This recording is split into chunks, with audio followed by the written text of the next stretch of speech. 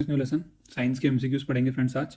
और हमारा जो साइंस, ये जो साइंस इन्वायरमेंट हेल्थ जो सिलेबस है हमारा, तो उसमें से आज हम जो न्यूट्रिशन, फूड, न्यूट्रिएंट और माल न्यूट्रिशन है, वहाँ से हम फ्रेंड्स एमसीक्यू डिस्कस करेंगे। तो पहला क्वेश्चन है फ्रेंड्स हमारा कि जो कौन सा न्यूट्रिएंट होता है बॉडी में जो प्राइमरी सोर्स ऑफ एनर्जी होता है।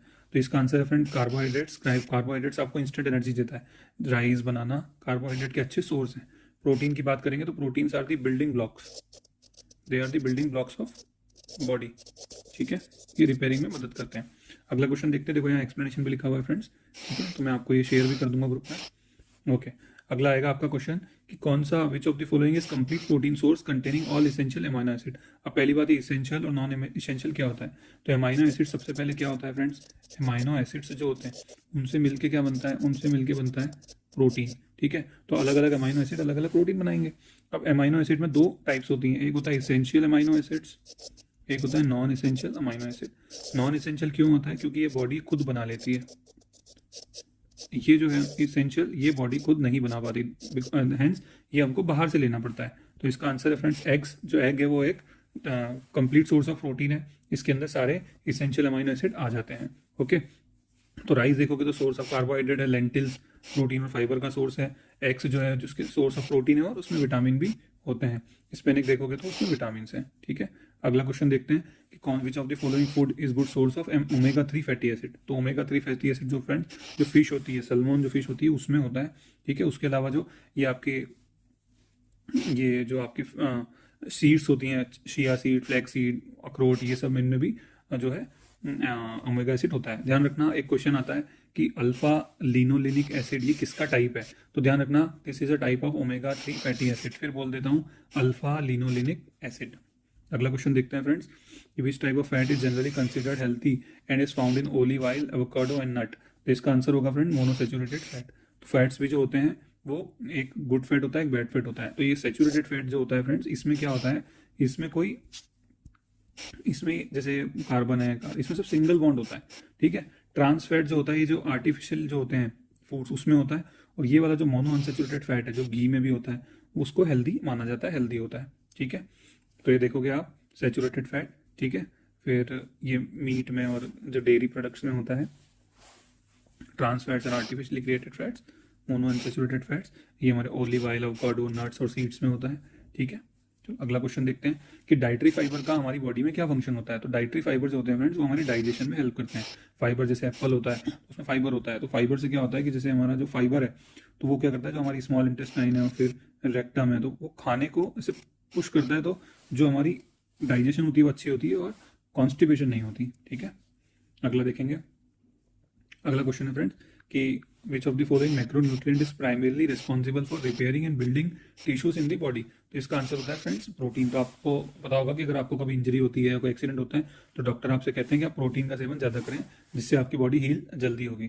ठीक है, और प्रोटीन जो है वो एक पॉलीमर है, बायो पॉलीमर है। ठीक है, और इसमें जो मोनोमर होते हैं, ये किससे मिलकर बना होता है, तो ये बना होता है फ्रेंड्स अमाइनो एसिड से मिलकर। अगला क्वेश्चन देखेंगे हम कि what is the term for body's ability to break down and absorb nutrients from the food. तो ध्यान रखना फ्रेंड्स, हम जो खाना खाते हैं वो क्या होता है, खाने में सबसे पहले जो प्रोसेस होती है वो क्या होती है फ्रेंड्स, डाइजेशन होती है। वो खाना हम इन दोनों टर्म्स को करेंगे डिस्क्राइब। और डाइजेशन तो खाना जाएगा, उसके दांत से हम चबाएंगे, फिर धीरे अलग अलग वो फैट डाइजेशन होगा, कार्बोहाइड्रेट होगा, अलग अलग डाइजेशन होगी।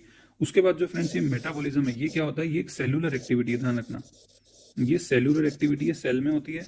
और जो न्यूट्रिएंट्स आ गए हैं जैसे क्या कार्बोहाइड्रेट, प्रोटीन, फैट, उनसे क्या होगा, अब जो एटीपी जनरेशन होगा। एटीपी क्या है हमारा, ये एनर्जी करेंसी है। जैसे आप हमारे यहाँ रुपया चलता है, बॉडी में एटीपी चलता है। ठीक है, तो ये एनर्जी करेंसी है फ्रेंड्स। और ये एटीपी सेल में जो एटीपी बनता है उस प्रोसेस को हम क्या बोलते हैं फ्रेंड्स, मेटाबॉलिज्म बोलते हैं। ओके, आगे देखेंगे, ये सब एक्सप्लेनेशन दिया हुआ है, मैं आपको ये शेयर करूंगा, आप उसमें से देख लीजिएगा। अगला है फ्रेंड्स कि कौन सा जो टर्म है वो, which term best describe the total energy expenditure of the body at rest including function like breathing and circulation. तो फ्रेंड्स क्या होता है कि जैसे आपने पढ़ा होगा कैलोरी हमको कितनी कैलोरी की जरूरत है।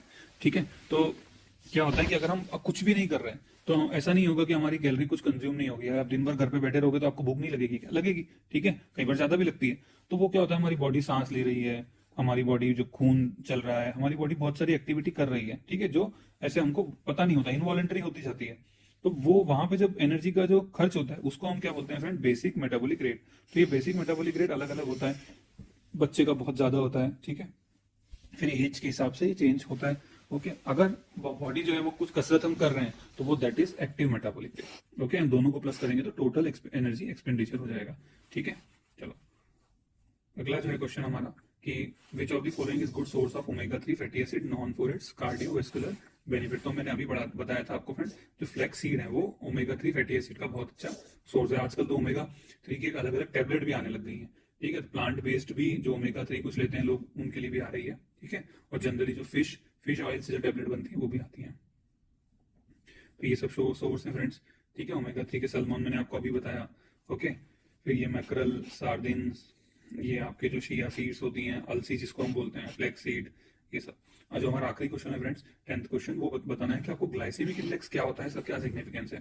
तो क्या होता है फ्रेंड, जैसे कोई खाना हम खाएंगे तो वो खाना जब हम खाते हैं तो वो हमारे ब्लड शुगर लेवल को कितना बढ़ाएगा, ये हमको ग्लाइसेमिक इंडेक्स से पता लगता है। अगर ग्लाइसेमिक इंडेक्स ज्यादा है, इसका मतलब वो फूड हमारी शुगर को एकदम बढ़ा देगा, ठीक है। और अगर उसका ग्लाइसेमिक इंडेक्स कम है तो वो नहीं करेगा। जैसे कि राइस का ग्लाइसेमिक इंडेक्स अच्छा खासा होता है, ठीक है, उससे भी ज्यादा ग्लाइसेमिक इंडेक्स जो जूसेस होते हैं उनका होता है। अगर इसी तरह, अगर इसके जो विपरीत आप जैसे ओट्स खाते हैं तो उनका ग्लाइसेमिक इंडेक्स इतना नहीं होता, वो एकदम से ब्लड शुगर लेवल नहीं बढ़ाते हैं, ठीक है। तो इसका आंसर क्या है, it indicates how quickly food raises blood sugar level, ठीक है। तो आंसर इज बी।